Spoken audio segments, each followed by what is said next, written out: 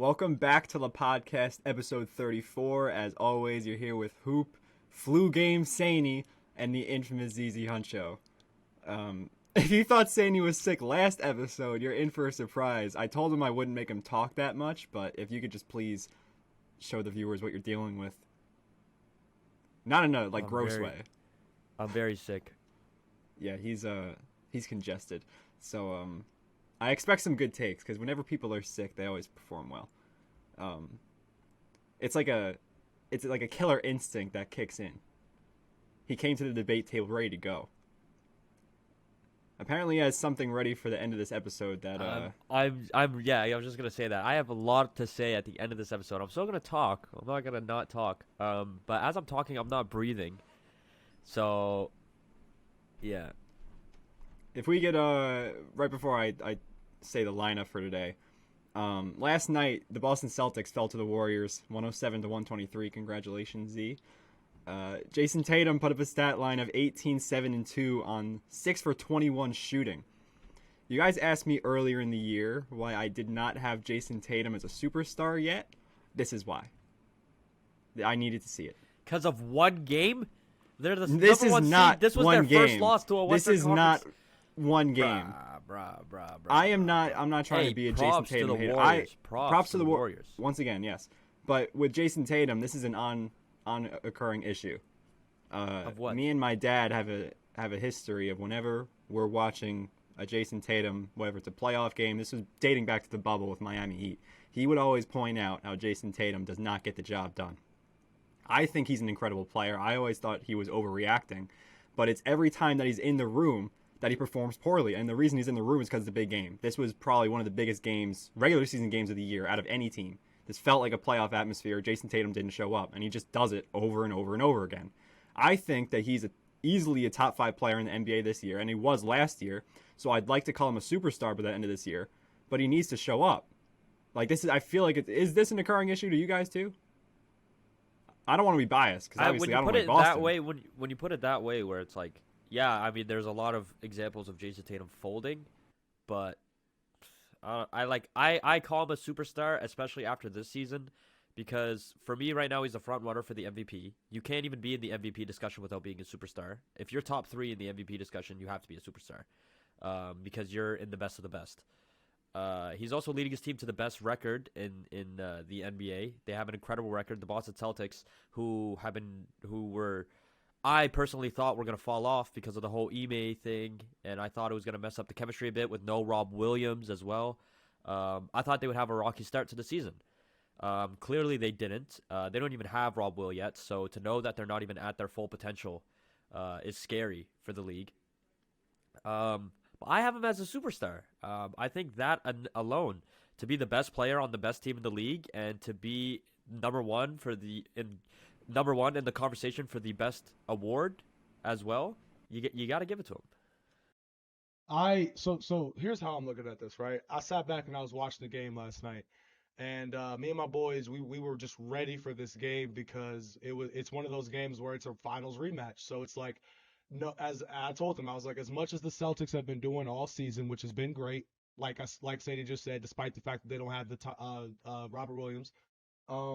Looking at that game though, the Warriors didn't have Andrew Wiggins, and we talked about it all the time over the summer, how Andrew Wiggins was not only the second best player on the floor for the Warriors, but the biggest X factor for them, especially defensively, when you are talking about guarding Jayson Tatum. So last night, there was no Andrew Wiggins, and I was actually kind of scared because I didn't know what to expect. I mean, Tatum's been dropping buckets all year long. The team is, at the top of the conference, I think 21-6 or something like that. And then we get to the game, and this is why I love being a Warriors fan, because you have moments like last night where the Splash Brothers are stepping up to the plate, and you hear all this conversation about who's the best duo in the league, best backcourt in the league. We got Tatum and Brown up there strictly because of the record, of course. But when there are big games in the season, I never count out Klay and Steph. Klay had 32 by the time the third quarter hit. He had 32 in the middle of the third quarter. Steph was just trailing him along the way. Steph, after that first quarter buzzer beater, the no look, I was like, bro, it's wraps. It's wraps. Because not only do you have Steph and Klay absolutely locked in, And you know that they only get locked in when they hear talk, social media talk, whatever. If there's a comparison conversation, things like that get those all-time legends going and things like that. You would have thought it was a game 6 the way Clay was out there striking last night. And then Jordan Poole in the starting lineup. Literally, when I was looking at the starting lineup, Jordan Poole, Draymond Green, Kevon Looney, Steph, and Clay. So I'm like, oh, JP's defense is terrible. He's the worst defender out of the 5, but he still held his own. He just went out there and got his points, 23 and 4. That's what the Warriors needed. And back to Jayson Tatum. He shot poorly last night. Yes, he did. But one thing that I want to ask y'all is, well, how are we feeling about Jaylen Brown? Because you remember back in the finals when Jayson Tatum was playing like dog water, everybody was talking about how great Jaylen Brown was playing in comparison to Jayson Tatum. Last night, Brown had 31, 9 rebounds, 3 assists, shooting it at 50%, 56% from the field. So I think that it's a trend. At least I'm seeing it's been a trend in recent months, dating back to the finals, where the pressure's on guys like Jayson Tatum because we know he's the franchise. We know he's the best. We know he's the best player on the best team, whatever. But the pressure's on for him in big games like going up against the Warriors for a finals rematch, and he goes out there and shoots 28% from the field. But Jaylen Brown, we don't see any flowers being shown Jaylen Brown's way just because they lost. So I'm going to give Jaylen Brown his flowers right now. Jaylen Brown, thank you for showing up for your team. It may not have meant anything, but you still showed up again. If the Celtics can get both those two on the same page going up against championship contenders like the Warriors, the Celtics will be straight. It's easier for Jaylen Brown to show up. But is this not an occurring trend? For one, if like I'm saying right now, I've been waiting to call Jayson Tatum a superstar because of reasons like this. I do think by the end of the season, I'm going to give it to him because after the season's done, he'll have 2 seasons as a top 5 player. What do you mean by reasons like this? Like, as a he's superstar, he does show up year, though. He showed up like last year in the playoffs. He showed up in every series, but that's the most series. important series. Sure, but he got to that point. So would you call out guys? I like wouldn't. I Kevin would Durant say who that didn't show up in the first he's round? definitely Would you gotten call bailed guys out like, against Miami. Jayson Tatum did not show up against Miami. Absolutely. He showed up against the Bucks. He showed up against the best, supposedly the best in team stretches. in the East. Al Horford bailed him out. Again, it sounds like I'm hating on him. Sounds like I'm hating on him. But there I have don't like not that been. Al Horford bailout. I don't like that. Al Horford played out of his mind. I'm just saying there have not. But so did Jayson Tatum. There has not been as many Jayson Tatum signature performances as you'd like to see from a superstar. And I'm not saying, right, for example, I'm going to bring up John Morant. I'd rather have John Morant lead my team into battle. He steps up to the plate. The Memphis Grizzlies are what without John Morant? Yeah, in the playoffs, he steps up. In the playoffs, are you telling me they beat the Dubs when he got injured, and the few games he was injured, did they beat the Dubs by like 40 without John Morant? And the 2 games they had without him? Are you telling me they're a better playoff team without John Morant? We don't have enough evidence to prove that they are or aren't. I'm not saying that they will be. So I'd rather John Morant on my team. No. I'd rather John Morant on my team, but that take that you would rather John Morant over Jayson Tatum is unfair. Well, has John Morant not shown because up? John Morant hasn't proven. Sure, but so has Jayson Tatum. John Morant has shown up, or Jayson Tatum has shown up just as much, if not more, than John Morant. I don't like the John Morant comparison. If you're telling me John Morant is more of a superstar than Jayson Tatum, no, I'm not that saying is a bad that. take. I'm not so saying then why that. the John Morant take? Because I think Jayson Tatum has proven that he'll show up more than John Morant.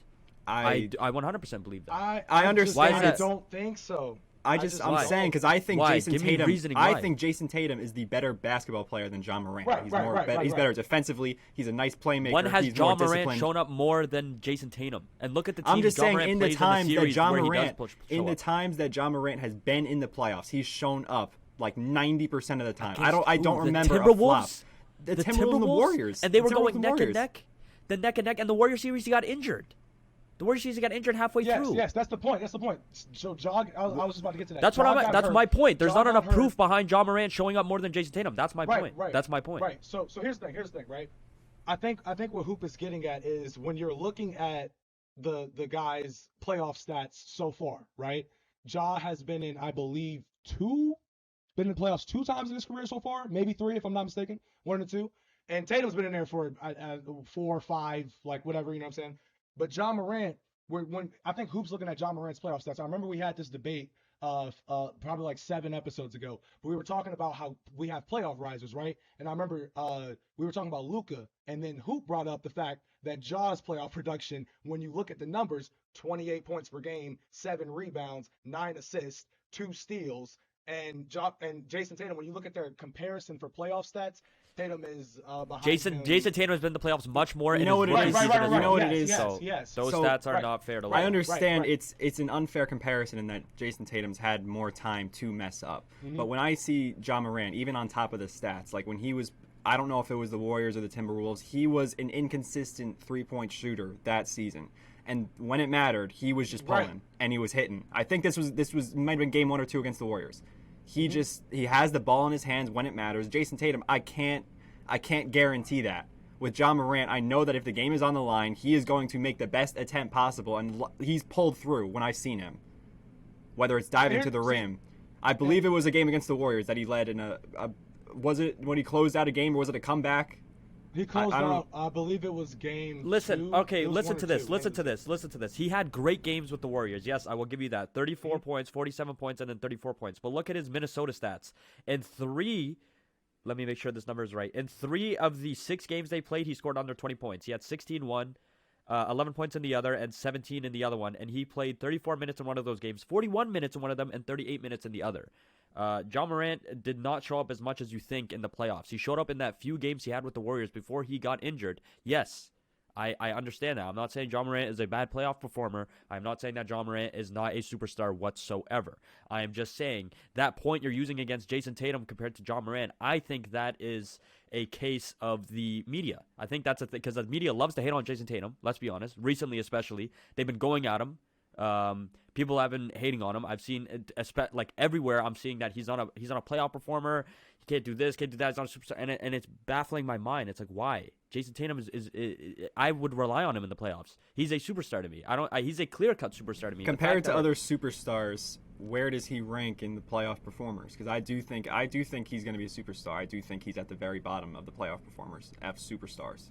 Like Kevin Durant, I'm relying on him.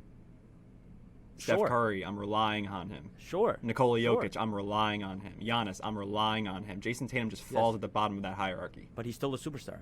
I So think he's at the seriously, very You're gonna bottom of call the this. hierarchy. I'll say this. If you're gonna call John Morant a superstar, I'm not calling him a Right. superstar. Right. I'm saying I would rather have him lead me into battle.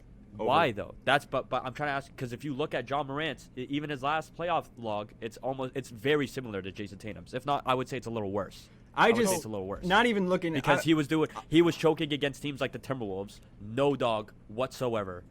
They were going neck and neck every game. I think you guys remember that series. That was a dope series. I I'll was a admit. fan. Because I was a fan. it was two young Yeah. teams, right? And it was dope to watch them go neck and neck. But let's be honest, the Celtics destroyed that team.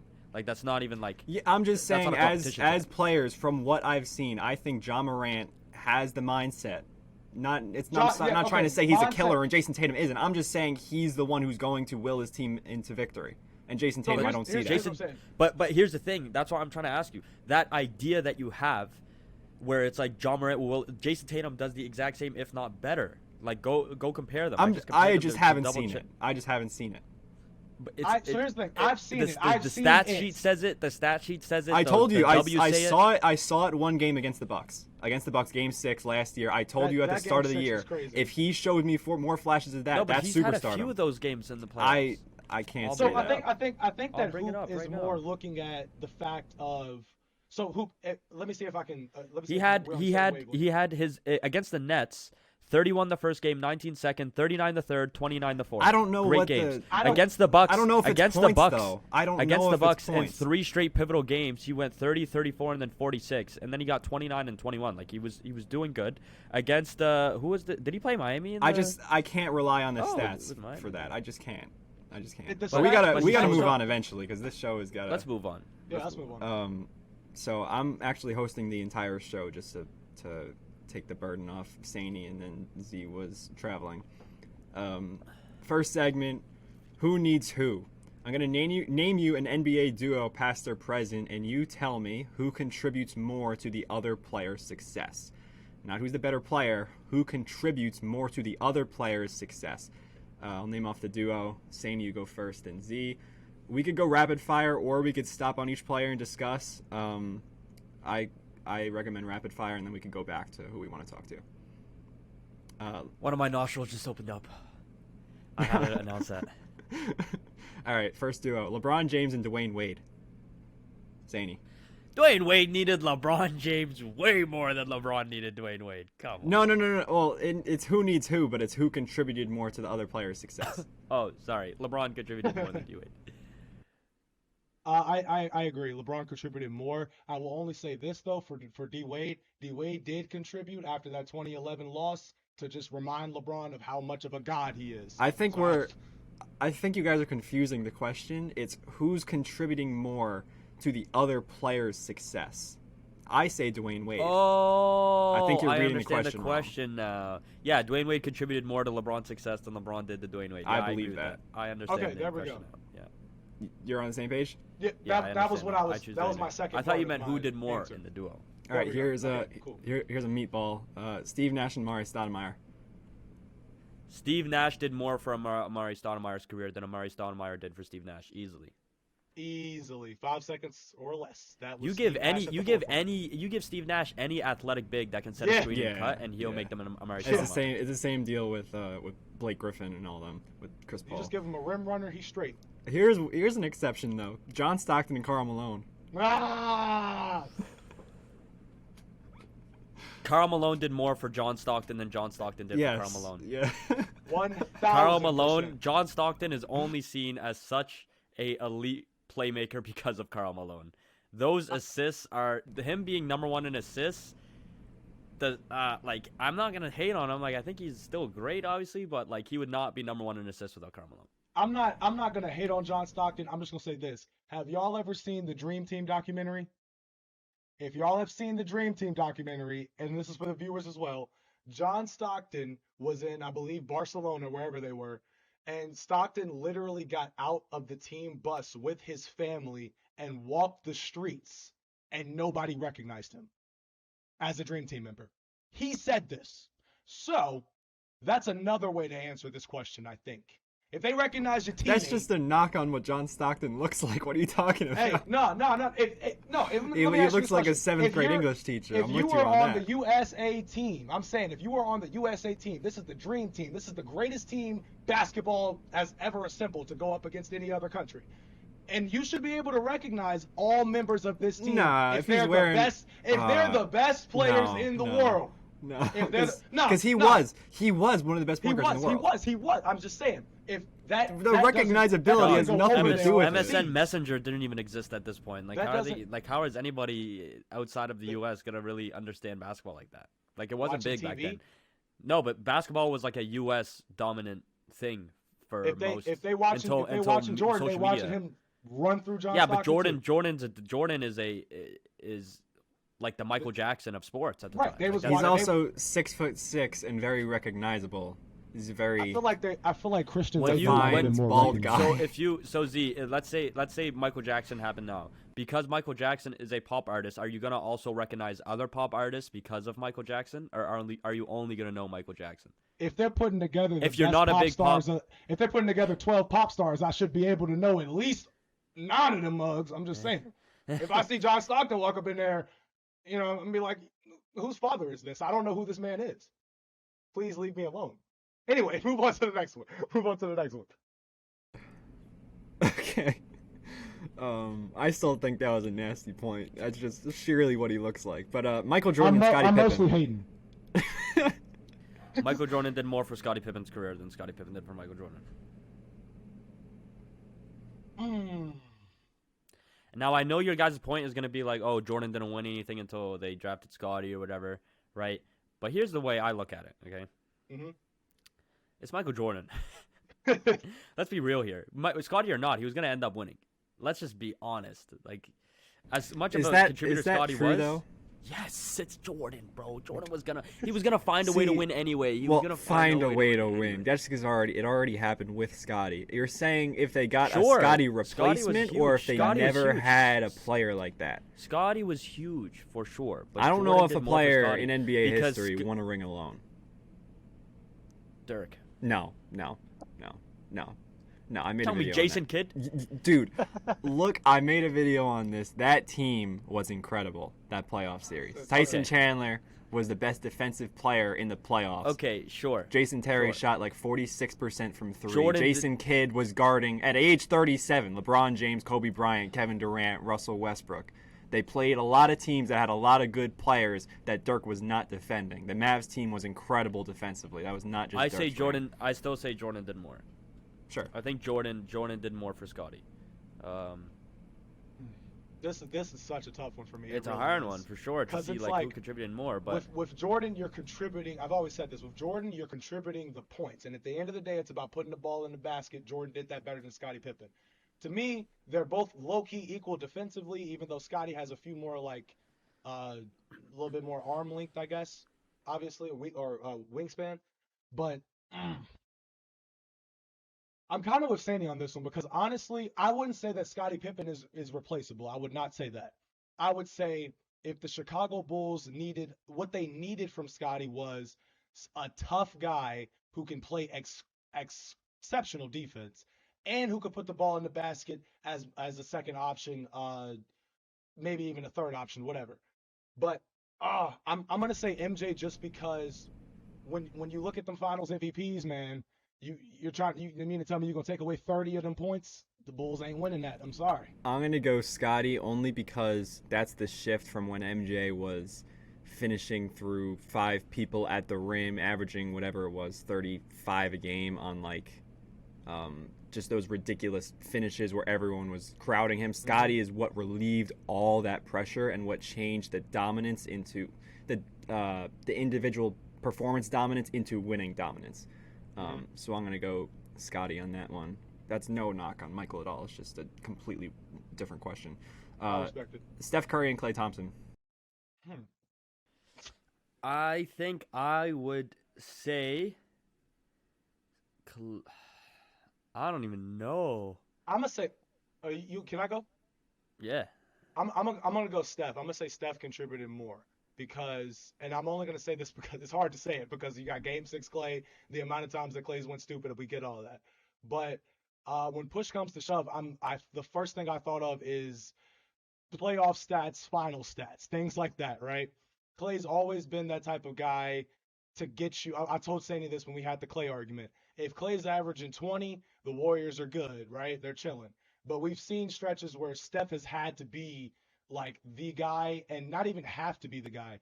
There's just been stretches, and it goes for both of them, where those two are just on fire, and it's just like everybody in the arena knows that they're going to get the ball, that people are looking to get them the ball, and they're going to shoot it and score it. That's just how they are.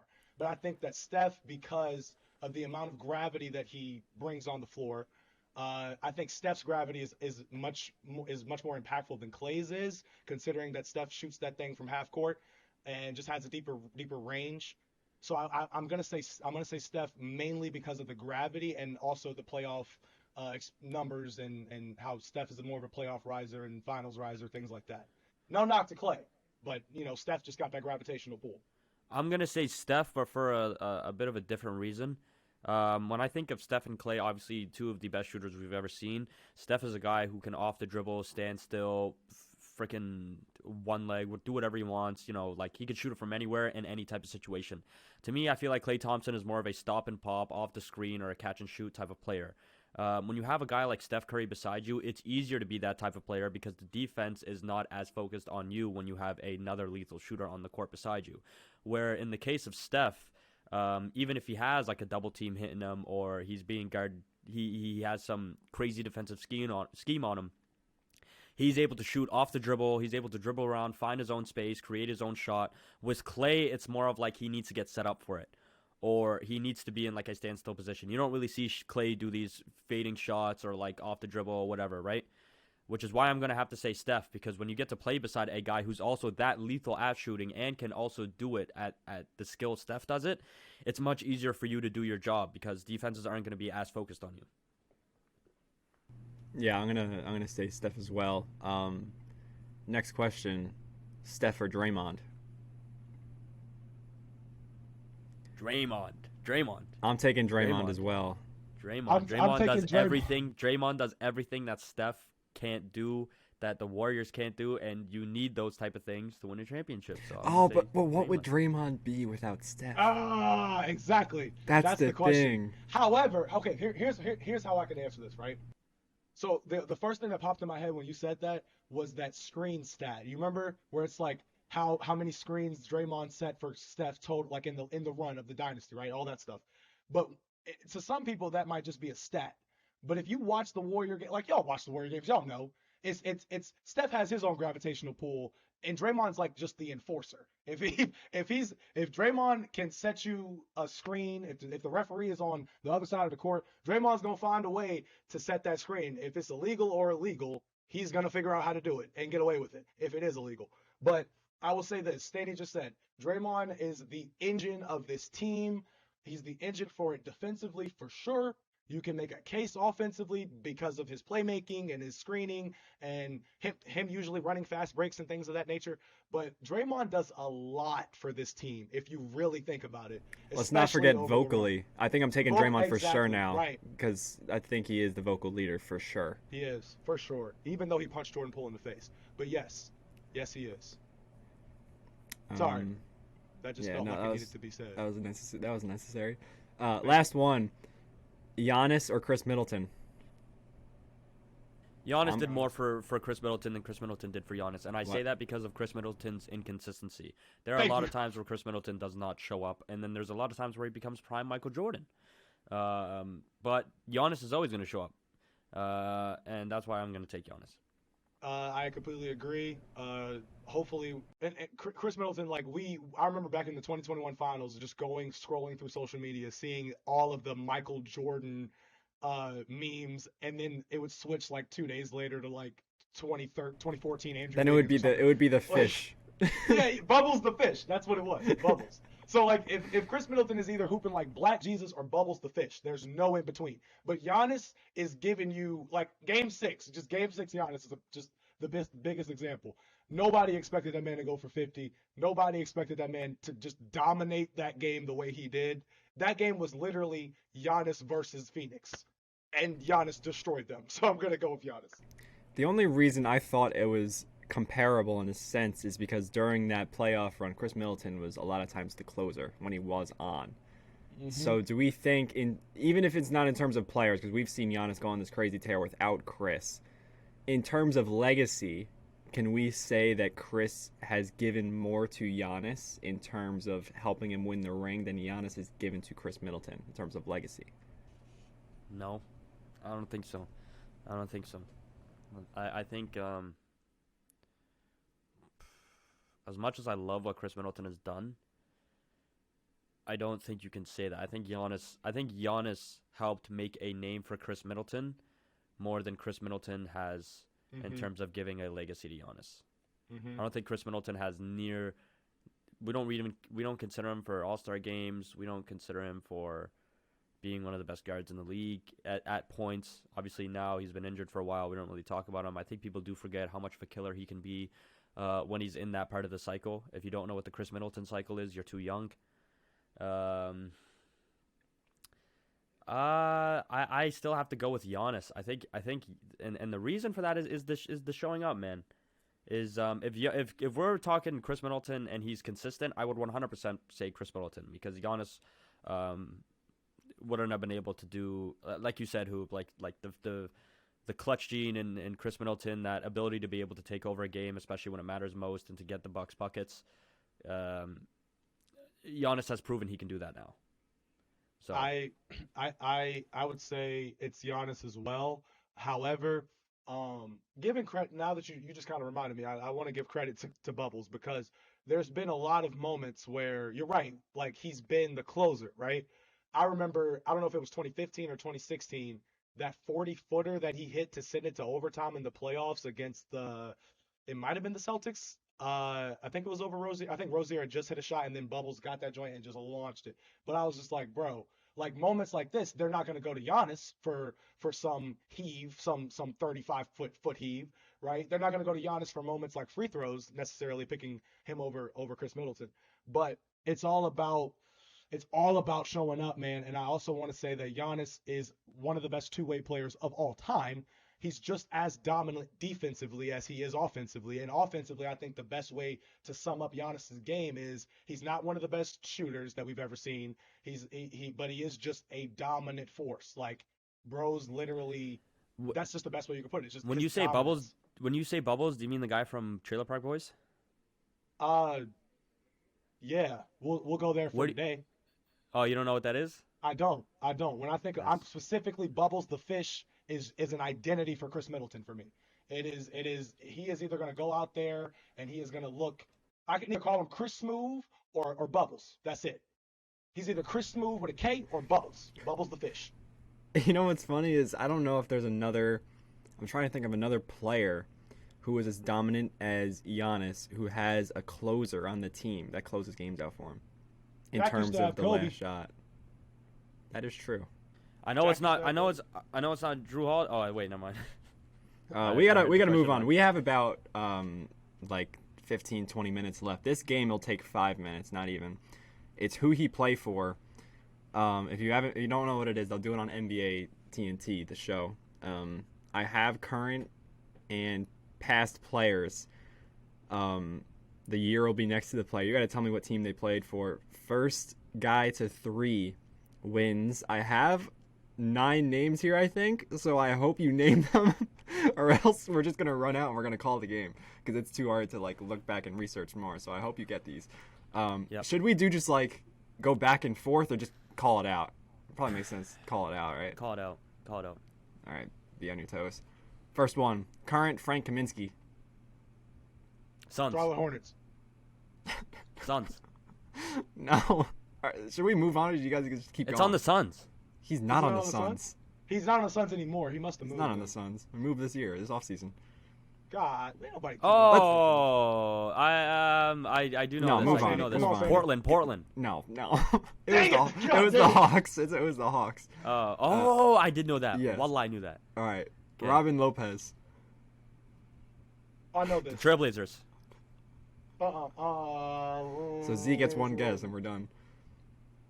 What? We only got one guess? No, because then y'all are going to go like in alphabetical order. Like, No, Y'all no, are gonna no. name I off have every another team guess. that- 2 guesses. Come on. then go. I'm looking. Can I is go it the another one? Bulls? It's not the Bulls. Go, Saney. Wizards. No. Ah. Oh my God. Z, last guess. You got 5 seconds Last to guess. We got to guess, move this last guess. along. Oh, that's crazy. Just This say is it, not dude. going well. The Orlando Magic. No, it's the I don't know. Cavs. It's the Cavs. At least we I was gonna messed say up the twice. Cavs. I was literally gonna say the Cavs. You were And I gonna was like, say the wait a team minute. both times. Oh my god. Alright, Oh go. my God. Tyson Chandler in 2005. Oh, New Orleans. Hornets. Really? No. What? It's the team he was drafted to. Oh, wait, it's not okay. No, it's not the Hornets. It's not the Hornets. No, it's not the Suns. Dog. Is it Suns? No, it's Suns? not the Suns. It was the Bulls. I know. Said the Bulls. I swear to God, I was on mute. You You're guys right. saw me He was muted. muted. He was muted. That I don't was count. That muted. don't I was count. saying the Bulls. I was saying the Bulls. Oh I'm, my I'm God. not giving it to you. All right, so now it's gonna be first man to 2 because we only Okay. have All like right, 6 bet, all right, questions bet, all right, left. bet, all right, bet. I promise y'all, we're not casuals. It's just these guys suck. All right. Rudy Gay in 2018.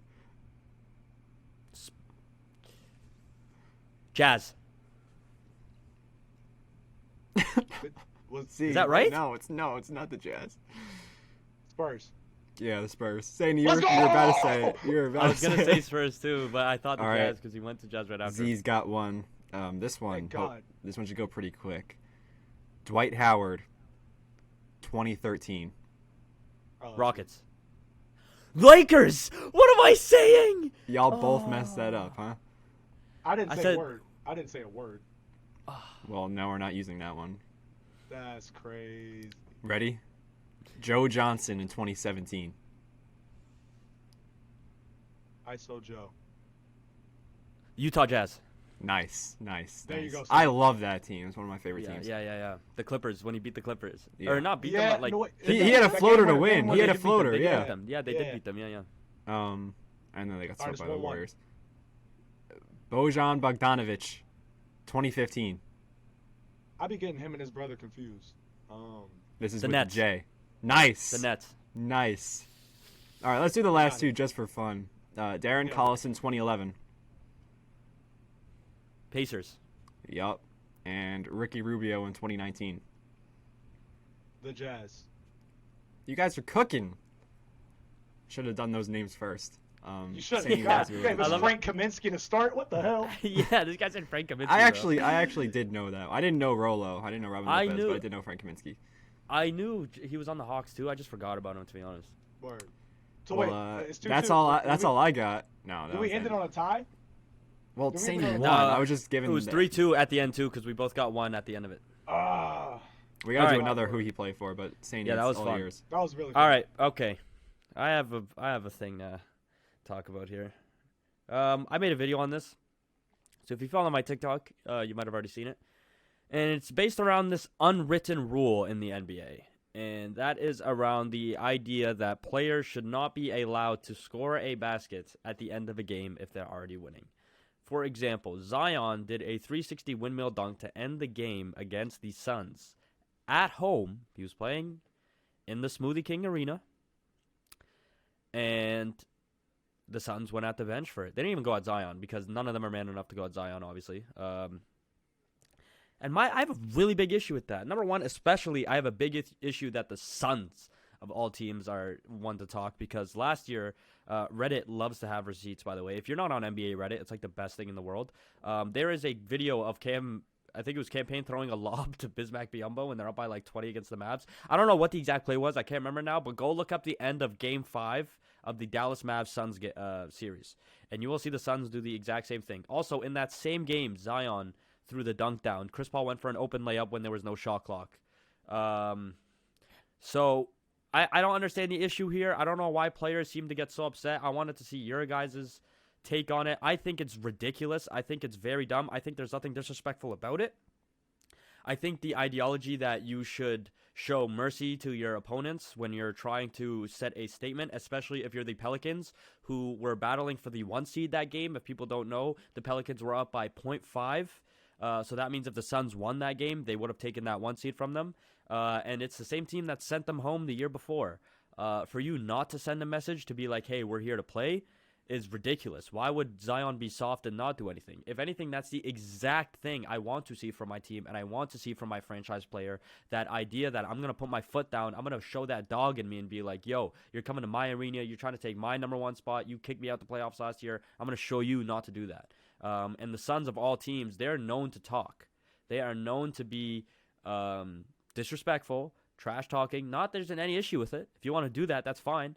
But don't get mad when people feed you it back. And I think that's the case for every time. It's like, why would I not want to go for a bucket? It's basketball. As a fan, I'm not paying. When I buy a ticket, my intention is that I'm watching 48 minutes of basketball. My intention is not that I'm going to watch 46 minutes and 55 seconds of basketball. I don't want to lose out on any time, especially when tickets nowadays are so inflated, where you're spending a paycheck just to get some mid-row seats. And you have guys I'm not paying that money to watch guys dribble the ball around half court. So I wanted to see your guys. You know how many kids' days that made when Zion did that dunk? Right. Yo, That's a core memory. Yes, That's a core right. memory for kids. absolutely. I don't know if you guys have seen the video where it was some kid in college. They were probably like a low D1 playing a much better school. They were losing by 1 million. This little white guy steals the ball, dunks it. Yeah, and he then dunked it, and then he started flexing. Yeah. He's like, Yeah. man, I don't give it. I don't give it. And then the announcer's like, oh, come on. Like, what is your problem?